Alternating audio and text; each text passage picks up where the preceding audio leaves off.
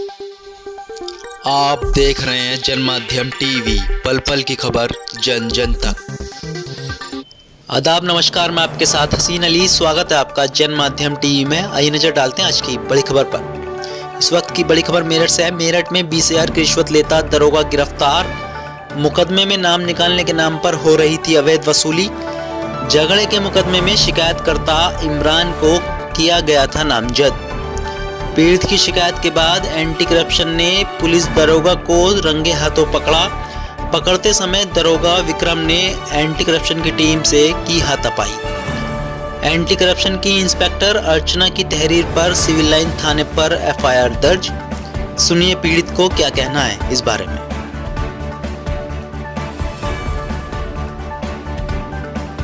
नाम क्या है भाई तुम्हारा? इमरान चौहान। क्या हुआ इमरान? मेरे जो है 21 सितंबर को मेरे पे एक झूठा मुकदमा लिखा गया था। किस मामले में? क्या? लड़ाई थी। इसमें मेरे चाचा का लड़का था, एक मस्जिद में नमाज पढ़ने गया था। छोटे छोटे थे, 10-12 साल के थे, ऐसे बच्चे थे। उनकी मस्जिद में अंदर लड़ाई हुई। उसके दौरान जो है मेरे चाचा के लड़के का नाम है समद। उसकी लड़ाई हुई। रईस का लड़का है। तुम्हारा क्या रोल था? क्या मुकदमा हुआ था तुम पे? क्या मैं वही तो बता रहा हूँ ना पूरी बात। इसी वजह से किसने मुकदमा हुआ था तुम पे? मेरे पे मुकदमा करवाया था इसने, रईस ने। रईस कुरैशी है। मारपीट का मुकदमा? जी, मारपीट का, जिसमें मैं था ही नहीं वहाँ पर। तो थाने में उन्होंने मुकदमा लिखवा दिया। उस रिगार्डिंग फिर अर्चना मैडम है कोई, उन पे खबर आई कि मेरी भी बेचने गई। उन्होंने वहाँ आके पता करा। सबने कह दिया कि इमरान का कोई रोल नहीं है, ना इमरान का ना राशिद का। ये बच्चों की लड़ाई थी आपस में, तो आए दिन होती रहती है इनकी। तो मैडम ने मुझे वहाँ बुलाया अब्दुल्लापुर चौकी में। मैं वहाँ गया। मैम से बोला कि मैं तो झूठा मुकदमा है। उन्होंने कहा कि आप जो है ना विक्रम जी से बात कर लो। मैंने विक्रम जी से बातचीत करी, जो दरोगा हैं उनसे मैंने बात करी। वे हमारे अब्दुल्लापुर के हल्के के हैं।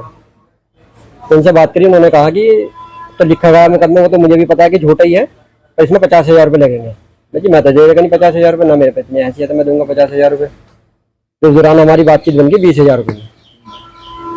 उन्होंने कहा कि 3-4 दिन में करा दे। मेरे पैसे को जुगाड़ नहीं तो मैं 10-12 दिन तक आमटोले कर दिया। मैं नहीं गया। उनका काफ़ी कॉल आई। अर्चना मैडम की भी आई कॉल और इनकी भी आई, विक्रम की भी कॉल आई। फिर मैंने एंटी करप्शन में एप्लीकेशन दे दी थी कि ऐसे बात है सर। क्या हुआ आज? कैसे हुआ? फिर मैंने फ़ोन करा, 12 बजे के आसपास विक्रम जी को कॉल करा। उन्होंने बोला कि थाने पे आ जा, कि थाने के सामने चाय वाला है उसके पास आ जाए। वहीं पे मैं वहीं पहुँच गया। तो 20,000 रुपये थे, मैंने उन्हें दे दिए 20,000 रुपये। 2 मैंने फोटो स्टेट ले रखी थी जो उन्होंने मुझसे गवाह के लिए मंगाई थी। उन्हीं में मैंने फोटो में उनके आगे में रख के 20,000 रुपये दे दी। मैं उन्होंने रख ली जेब में। तो मेरे साथ 2 थे एंटी करप्शन के जो थे, उन्होंने देखा।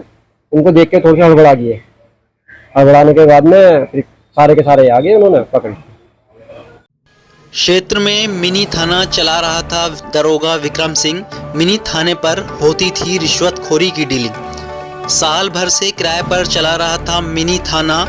2 दिन पहले भी एसएसपी से हुई है शिकायत रिश्वतखोर दरोगा की। दरोगा की रिश्वतखोरी से क्षेत्र की जनता की त्रस्त। 50,000 में डील, 20,000 लिए रिश्वत। मिनी थाने से अवैध पशु कटान भी कराता था दरोगा। एंटी करप्शन टीम ने रिश्वतखोर दरोगा मिनी थाने का किया खुलासा। भावनपुर थाने में तैनात था रिश्वतखोर दरोगा विक्रम सिंह। दरोगा अरेस्ट हुआ है, वो एक आपके इलाके में मिनी थाना चला रहा था। क्या था पूरा उस दरोगा का क्या रवैया था? दरोगा विक्रम सिंह ये लगभग 8-9 महीने हो गए, शायद 10 भी हो गए हों। जिस दिन से आया था ये, पहले आते ही इसने एक दुकान की किराए पे फर्जीवाड़ा कराया वहीं से, क्योंकि यहीं आसपास कटान बहुत बड़ा हुआ हमारे पशुओं का। घरों में कटान शुरू कराया, मई उगाही करनी, क्योंकि थाने में जाता तो वहाँ बंटवारा होता। बहुत चालाक इंसान था।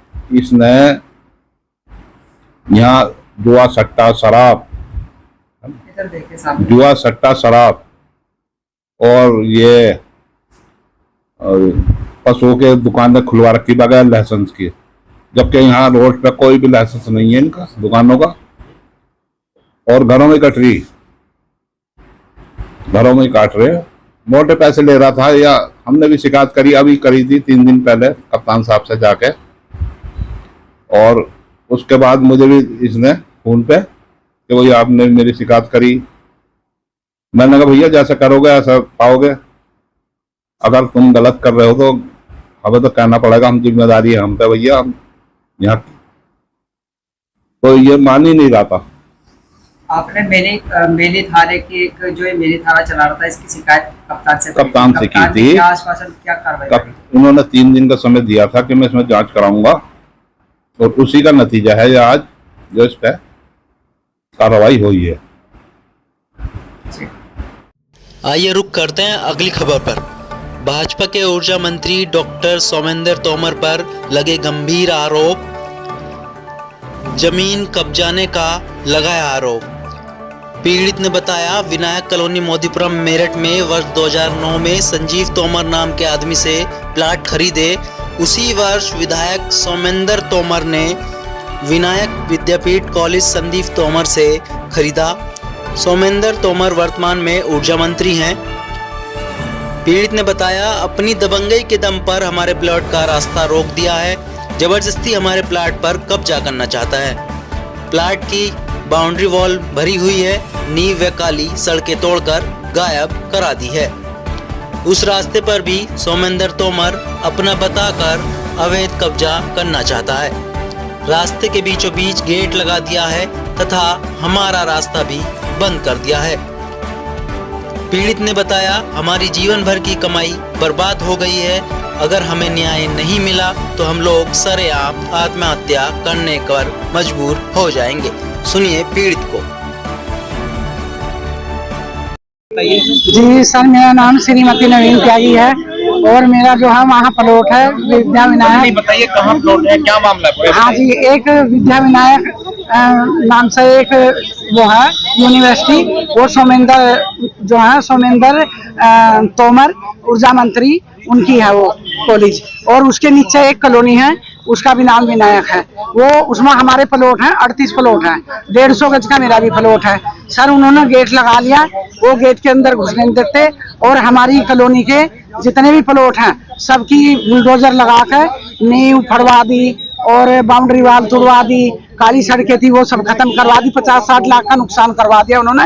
और वे पेड़ लगाने लग रहे थे, हमने उन्हें रोका तो उन्होंने अब अपने सिक्योरिटियों को मतलब बहुत कड़ा अनुशासन कर दिया कि इन्हें किसी को भी घुसने नहीं दिया जाता। हाथों में जबरदस्ती पैसे डाल डाल कर नुकारे 8,000 के रेट में इन्हें प्लॉटों को बेच दो, नहीं तुम्हें कुछ नहीं मिलेगा। और वहाँ रेट है सर कम से कम 40-45 का। हमने पता करा सामने की कॉलोनी में, वे कह रहे जी 45,000 गज का प्लॉट है यहाँ। तो मतलब ये हमारे पर प्रेशर कर रहे, बना रहे कि हम तो ये मेरे काम की है, मेरे हेर में है जमीन और मैं जो हूँ इसमें अपना वो बनाऊंगा होटल, मुझे एक होटल बनाना है इसमें।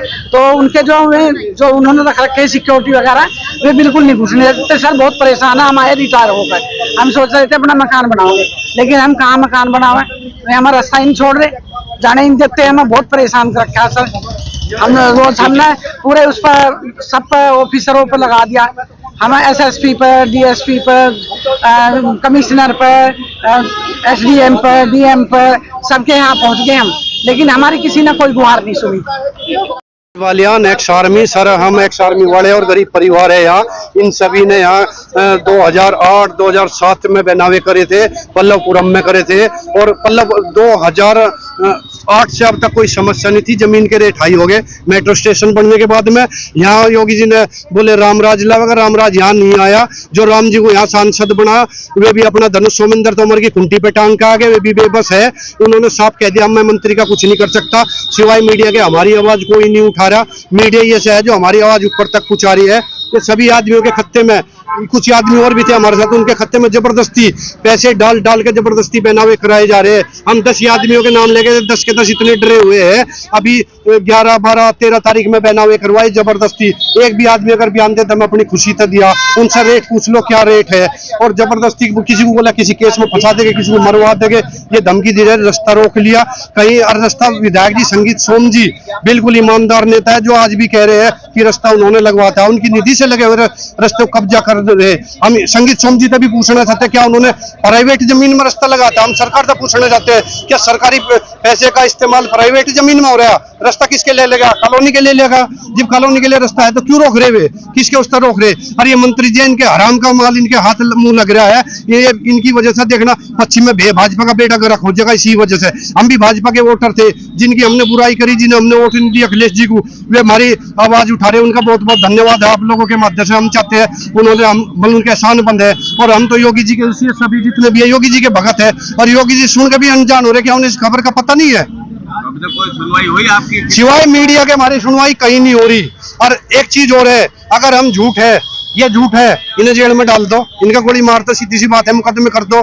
अगर ये सच है तो रास्ता खुलवाओ, इसमें कौन सी बात है। अगर हम 1% भी झूठ लिख दे, इंक्वायरी करवा लो, तो हम सारे प्लॉट फ्री छोड़ के चले जाएंगे। बेनामे किसने कराए थे? बेनामे संजीव तोमर, जिसने उसे स्कूल दिया था उसने हमें प्लॉट दिए, संजीव तोमर नाम के आदमी ने।